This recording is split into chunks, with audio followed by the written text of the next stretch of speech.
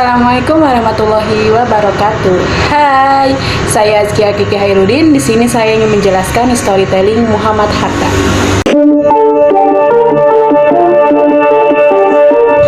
Muhammad Hatta merupakan wakil presiden pertama Republik Indonesia yang mempunyai andil besar dalam perjuangan kemerdekaan Indonesia.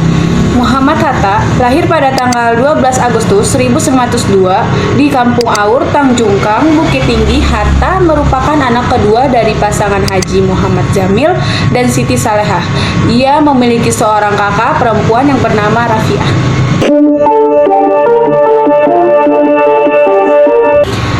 Pendidikan Hatta mengawali pendidikan dasar di sekolah swasta serta sekolah rakyat di Bukit Tinggi. Baru berjalan 3 tahun, Hatta selanjutnya dipindahkan ke Europese Laguerre School atau LES, sekolah untuk orang kulit putih di Bukit Tinggi. Dan tidak berselang lama, Hatta pindah ke LS Padang. Setelah menyelesaikan pendidikan di LS Padang, tepatnya pada tahun 1916, Hatta melanjutkan pendidikan ke Maer Laguerre Edwidges atau MULO, sekolah tingkat SMP di Padang. Pada tahun 1919, Hatta menyelesaikan pendidikannya di Mulo dan pergi ke Batavia untuk menempuh pendidikan di HBS. Tahun 1921, Hatta menuntaskan studi di HBS dengan hasil sangat baik.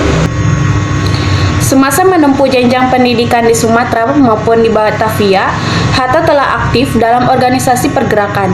Ia bergabung dengan Jong Sumatranen, BON, dan menjabat sebagai bendahara. Hatta juga mempunyai hobi bermain sepak bola dan aktif dalam klub sepak bola di sekolahnya.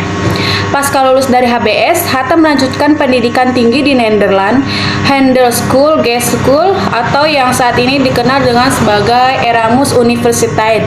Ia berhasil melanjutkan studi karena mendapatkan beasiswa dari Yayasan Van Deventer. Ketika menjadi mahasiswa di Nederland Handelschool, Hatta telah aktif dalam organisasi Indische Vereniging yang selanjutnya berganti dengan nama menjadi Perhimpunan Indonesia. Muhammad Hatta selanjutnya menyelesaikan pendidikannya di Belanda pada tahun 1932. Pasca selesai dari menempuh pendidikan tinggi di Belanda, Muhammad Hatta kembali ke Indonesia dan melanjutkan perjuangan melawan kolonialisme dan imperialisme pemerintah Hindia Belanda. Muhammad Hatta memulai pergerakan politiknya ketika beliau mulai bersekolah di Belanda pada tahun 1921 hingga 1932. Pada saat itu, beliau masuk organisasi Indische Vereniging yang awalnya adalah organisasi biasa, namun berubah menjadi organisasi politik setelah adanya pengaruh dari 3 serangkai, yaitu Ki Hajar Dewantara, Cito Mangkusomo, dan Dues Dekker. Pada tahun 1923, Hatta menjadi bendahara dan mengelola majalah Hindia Putra yang lalu berganti nama menjadi Indonesia Merdeka. Selanjutnya, pada tahun 1924, organisasi ini berubah menjadi nama menjadi Perhimpunan Indonesia. Pada tahun 1926, beliau diangkat menjadi pimpinan Perhimpunan Indonesia. Di bawah kepemimpinannya, perhimpunan ini lebih fokus mengamati perkembangan pergerakan di Indonesia dengan memberikan banyak ulasan dan komentar di media massa Indonesia. Pada tahun 1927, Muhammad Hatta mengikuti sidang bertema Liga Menentang Imperialisme, Penindasan Kolonial, dan untuk Kemerdekaan Nasional di Frankfurt, Jerman. Dalam sidang ini, ada gelagat dari pihak komunis dan utusan dari Uni Soviet yang ingin menguasai sidang ini, sehingga penilaian Hatta pada komunis menjadi negatif dan tidak bisa percaya terhadap komunis. Pada 25 September 1927, Hatta bersama Ali Sumanmunjoyo ditangkap oleh penguasa Hindia Belanda atas tuduhan mengikuti partai terlarang yang berhubungan dengan Semaun. Dengan kata lain, mereka dituduh terlibat pemberontakan di Indonesia yang dilakukan PKI dari tahun 1926 sampai 2027 dan melakukan penghasutan agar menentang kerajaan Belanda. Muhammad Hatta sendiri mendapatkan hukuman 3 tahun penjara. 3 tokoh penting ini dimasukkan ke dalam penjara di Rotterdam hingga akhirnya mereka bebas karena semua tuduhan tidak bisa dibuktikan.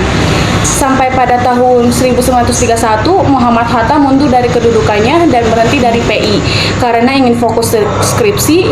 Akibatnya PU jatuh ke tangan komunis dan dikontrol langsung oleh Partai Komunis Belanda, ditambah juga campur tangan dari Moskow.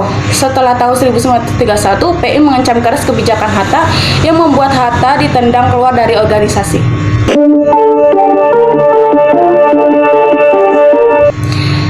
Sekembalinya Hatta dari Belanda, ia ditawari untuk masuk kalangan sosialis merdeka, Onafhankelijke Socialistische Partij. Sebenarnya beliau menolak masuk dengan alasan ia harus berada dan berjuang hanya untuk Indonesia. Namun penderitaan media di Indonesia waktu itu mengatakan bahwa Hatta bersedia menerima kedudukan tersebut, sehingga Soekarno menuduhnya kurang konsisten. Kemudian pada tahun 1934 beliau diasingkan ke Bovendigul selama 1 tahun.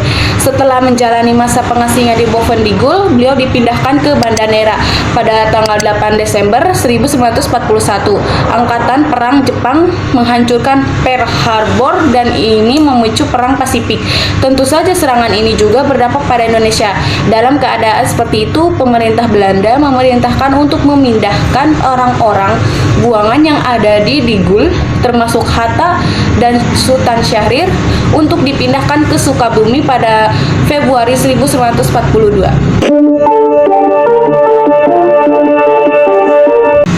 Menuju Indonesia merdeka. Saat lepas dari masa pengasingan, Muhammad Hatta bertemu Mayor Jenderal Harada yang menawarkan untuk kerjasama.